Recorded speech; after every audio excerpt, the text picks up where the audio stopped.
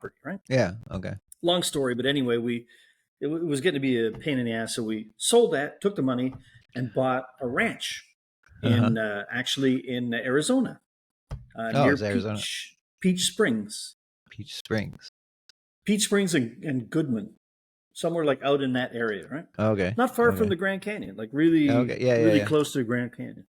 So anyway, so my brother, he had at one point, he had a houseboat on Lake Mead, right? Oh, yeah, So he bought this like a couple of years earlier. Something to do. His kids were starting to grow up a little bit older, and he was just trying to find something cool the kids would still hang out with him, right? Like when you get a little older, your kids don't want to be with you. So like, I gotta have something so they come see me. So he bought this houseboat, put it in Lake Mead. I went out there with him once, and it's like, this, you got a boat, one of those buoys, right? And a chain. Yeah. And you're on this chain, and as the I guess it's not the tide. I don't know what it is. The river moving. Lake Mead is part of the, no, whatever, they have the river flow system. The river flow. It's not really tide, but so your boat, it's like chain here, and your boat kind of goes like this, right? And you got a bunch of other boats around you, and they're like banging at each other, because they're too close. It's like, and you're sitting on this boat, and you can see the land is like, you can throw a baseball to the land. You can't quite walk there, but it's just right there. Yeah. And you're stuck on this little, it's like the size of a bus or something, right? So you walk around a bit, but it's like being in prison after like a day on it. It's like, well, fuck, man.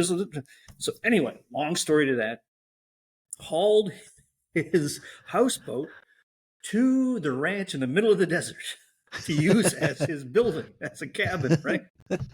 So you go out there to visit, you think, oh, this is, you're almost embarrassed, right? But on the way to get to where this ranch is, this was in an unincorporated territory, which had like no zoning laws, zero zoning laws. So you could do anything you want. You could put a nuclear plant out there. There's like no zoning laws. So you're driving along and you see people who lived off grid before off grid was easy. Now you can have satellites and solar, but back then off grid meant off grid, right? Yeah. And one of you drive around the corner and you look up and up, keep looking up, and way the fuck up there, probably 3 or 4 stories high. So that's what, 30, 40 feet up. Yeah. There's a big yellow school bus on these big posts up in the sky. And you're like,